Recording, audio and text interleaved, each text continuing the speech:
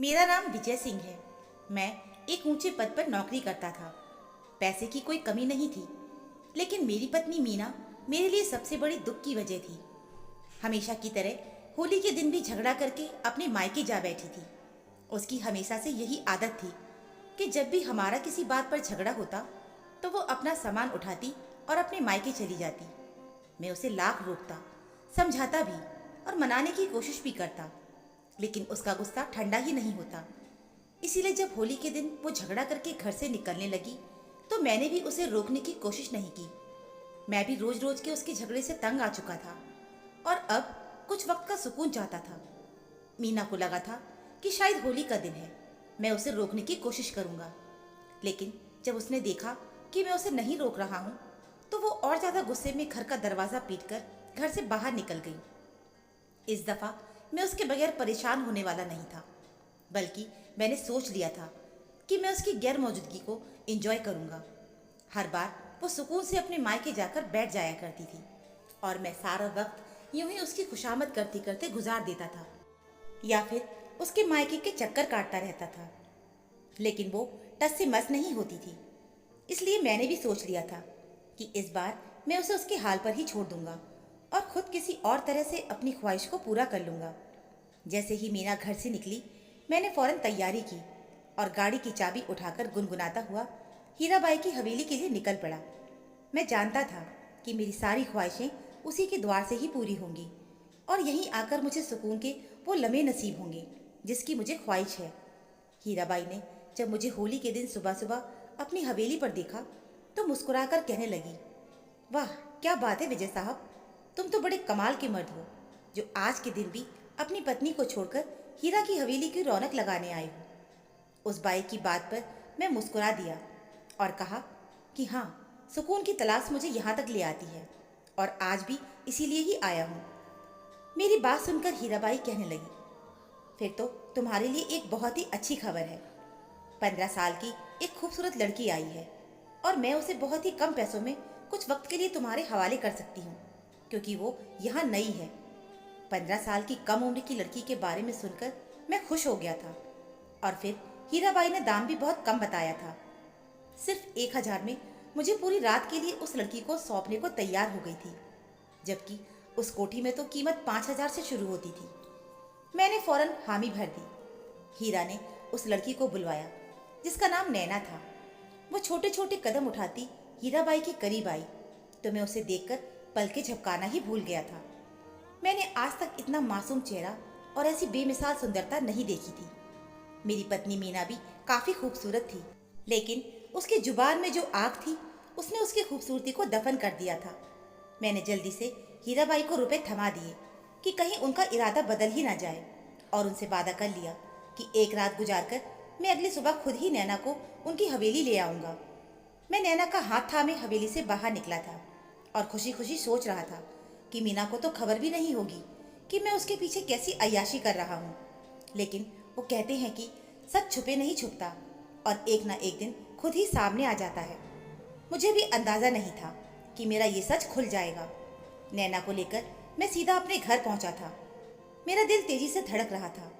ये पहली दफ़ा था जब मैं किसी गैर औरत को अपने घर की दहलीज तक लाया था। मेरी नीयत में खोट था, इसीलिए मेरे माथे पर बार बार पसीना आ रहा था।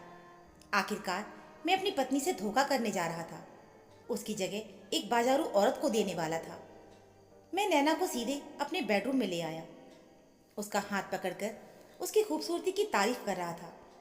नैना बहुत ही गुमसुम सी बैठी हुई थी, ना ही कुछ बोल रही थी।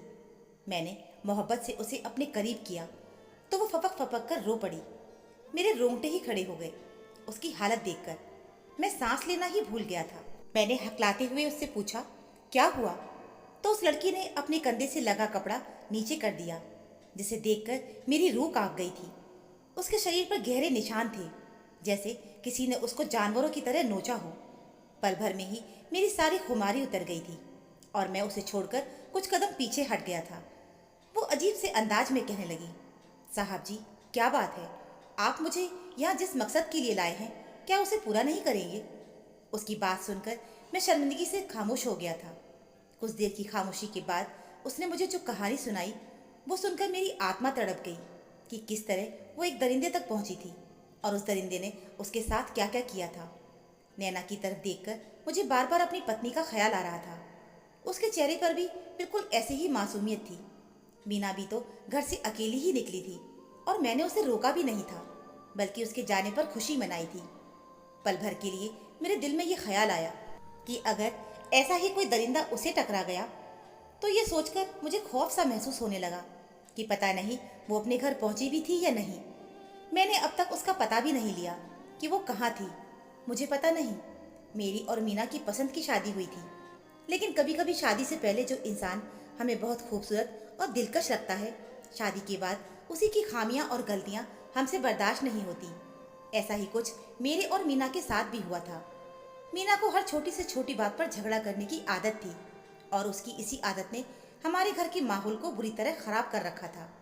वो किसी मामूली सी बात को भी राई का पहाड़ बना देती थी और इतना झगड़ा करती थी कि उससे बोर हो जाता था। शादी के पहले ही महीने से हम दोनों के बीच एक अजीब सी जंग की शुरुआत हो गई थी, जिसकी शुरुआत हमेशा मीना की तरफ से ही होती थी। मैं पुरुष था और चाहता था कि जब थक हार कर ऑफिस से घर आऊं तो मुझे घर का सुकून और पत्नी का सुख नसीब हो। लेकिन मीना से शादी के बाद ना ही घर का सुकून मेरे नसीब में आया और ना ही पत्नी का सुख। मेरे घर में कदम रखने की देर होती और वो किसी न किसी बात पर हंगामा खड़ा कर देती और उसकी इसी आदत ने मुझे गलत रास्ते का राही बना दिया था। मैं घर से भागने लगा था। मेरे दोस्त सचिन ने कुछ ही दिनों में जान लिया कि मैं अपनी मीना से किस कदर बोर हो चुका हूँ। पहले तो वो बहुत हैरान हुआ कि जिस लड़की को पाने के लिए मैंने सारी दुनिया से टक्कर ली थी, मैं कैसे शादी के दूसरे ही महीने उस लड़की से इतना बोर हो सकता हूँ। लेकिन जब उसे बताया कि मीना का व्यवहार कैसा होता है तो वो हंसा और कहने लगा, पहले इश्क ने क्या आंखों पर पट्टी बांधी थी जो हकीकत अब दिखाई दी है। सचिन की बात पर मैं शर्मिंदा हो गया था, क्योंकि वाकई में हम शादी से पहले 2 साल तक एक दूसरे की मोहब्बत में गिरफ्तार रहे थे और उन 2 सालों में मैंने कभी मीना का ये रूप नहीं देखा था। सचिन कहने लगा, चल तू फिक्र ना कर, मैं तुझे ऐसी जगह ले चलता हूँ जहाँ तुझे सुकून ही सुकून नसीब होगा। हीराबाई की हवेली लेकर जा रहा हूँ, वहाँ जाकर तू सारे गम भूल जाएगा। मेरे लिए ये नाम बिल्कुल नया था। उससे पहले कभी सचिन ने किसी हीराबाई का जिक्र नहीं किया था। मैंने उसे रोकना चाहा, लेकिन सचिन के आगे मेरी कहाँ चलती थी। वो मेरा जिगरी यार था। मैंने उससे पूछा, अब तो बता कि हीराबाई कौन है। सचिन कहने लगा कि वहाँ जाकर खुद ही देख लेना। दूसरे दिन वो मुझे एक हवेली ले गया। एक तरफ तबले की थाप थी तो दूसरी तरफ घुंघरू की झंकार। जवान और हसीन लड़कियां मदहोश थीं और उनमें से कुछ इर्द गिर्द बैठे मर्दों से पैसे वसूल रही थीं। मैंने मजबूती से सचिन का हाथ पकड़ा और कहा कि यहाँ से वापस चल, मैं एक शरीफ घराने का मर्द हूँ और आज तक ऐसी जगह पे नहीं आया हूँ।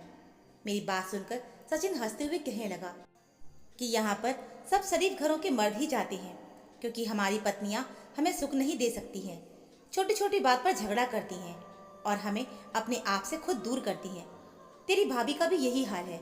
उसी के रवैये ने मुझे मजबूर किया कि मैं हीराबाई की हवेली के रास्ते पर चल पड़ा। सचिन ने ज़बरदस्ती मुझे थोड़ी सी शराब पिलाई। मैंने ज़िंदगी में पहली दफ़ा शराब पी थी। थोड़ी सी शराब ने मुझे पूरी तरह मदहोश कर दिया था और उसके बाद मैं सही और गलत भूलकर सचिन के साथ उन जवान और हसीन लड़कियों के मुजरे का मजा लूटने लगा। पहली दफ़ा मुझे पता चला कि सुकून और शुरूर क्या होता है। जैसे जैसे दिन गुजर रहे थे, मैं अपनी पत्नी से दूर होता जा रहा था। मीना इस बात को महसूस कर रही थी कि मैं उसे नज़रअंदाज कर रहा हूँ। होली से एक रात पहले भी मैं रात भर सचिन के साथ हीराबाई की हवेली पर था और जब सुबह के करीब घर पहुंचा तो मीना का रवैया पूरी तरह बिगड़ चुका था। उसने मुझसे झगड़ना शुरू कर दिया। उसके मायके जाने के बाद मैं हीराबाई से एक रात के लिए नैना को लेकर आया था। मैं सोच भी नहीं सकता था कि एक 15 साल की लड़की के साथ इस कदर दरिंदगी भी की जा सकती है। थोड़ी देर पहले ही मैंने शराब का एक गिलास पिया था, लेकिन अब मेरे ऊपर से उसका नशा उतर चुका था और मेरे पूछने पर नैना ने मुझे बताया था कि उसका ये हाल किसी गैर ने नहीं बल्कि उसके बाप ने ही किया है। वो एक गरीब घराने से संबंध रखती थी। उसका बाप एक शराबी था और उसकी माँ से हरगिज भी मोहब्बत नहीं करता था। शुरू से ही उनके घर के हालात बहुत ज़्यादा ख़राब थे। माँ और बाबा का झगड़ा बहुत बड़ा तो उसकी माँ घर छोड़कर चली गई थी, लेकिन वो नैना को ये सोचकर अपने साथ लेकर नहीं गई थी कि नैना की खातिर उसका पति उसे लेने के लिए ज़रूर आएगा। लेकिन नैना के बाप ने उसकी माँ की गैर मौजूदगी का फ़ायदा उठाकर अपने शराब के खर्चे पूरे करने के लिए नैना को 1 लाख में 40 साल के आदमी के हाथ में बेच दिया था। नैना मासूम और भोली भाली लड़की थी। वो समझ ही नहीं सकी कि उसके साथ क्या हो रहा है, और वो आदमी नैना को अपने साथ लेकर दूसरे शहर चला गया और यहाँ आकर सबसे पहले उसने नैना को अपनी हवस का शिकार बनाया। उसके बाद जिस्म फरोशी के अड्डे पर उसे बेच दिया, जहाँ उसका पहला ही ग्राहक एक दरिंदा साबित हुआ था और वहाँ उसे बचाने वाला कोई नहीं था। सिर्फ कुछ रुपए के बदले सारी रात उस दरिंदे ने उसे नोच डाला। नैना के जिस्म का कोई ऐसा हिस्सा नहीं था जहाँ जख्मों के निशान मौजूद ना हो। वो जिस्म फरोशी के अड्डे से हीराबाई की हवेली तक पहुँचा दी गई थी ताकि मुजरे की महफिलों में काम आ सके, लेकिन जख्म इतने गहरे थे कि थोड़ी देर के मुजरे के बाद नैना थककर बेहोश हो जाया करती थी। नैना की आंखों से लगातार आंसू बह रहे थे और वो कह रही थी कि अगर उसकी माँ घर छोड़कर ना जाती, उसके बाबा उसकी माँ को इज्जत देकर अपनी घर में जगह देते, तो शायद आज वो इस जिंदगी का शिकार ना बनी होती। मैंने नैना से कहा कि अगर वो चाहे तो मैं उसे हीराबाई से आज़ाद करवाकर अपने घर उसकी माँ के पास भेज सकता हूँ, लेकिन मेरी बात सुनकर वो मुस्कुरा दी और कहने लगी, उसकी माँ तो बहुत पहले ही उसे बाप के रहमो करम पर छोड़ गई थी, तो अब कैसे अपनाएगी। वो वापस हीराबाई की हवेली ही जाना चाहती थी। वो अपनी वजह से मुझे किसी मुसीबत में नहीं डालना चाहती थी। उसे छोड़कर मैं सीधा मीना के घर पहुंचा था।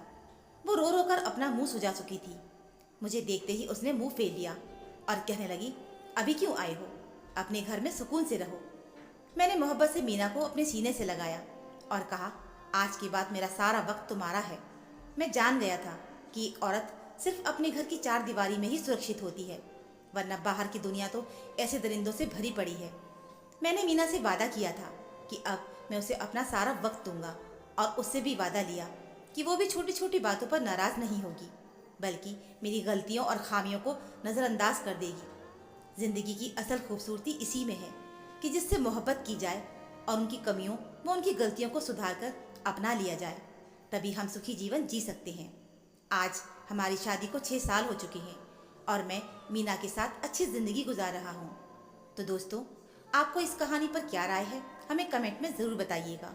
तो मिलते हैं फिर एक नई कहानी के साथ।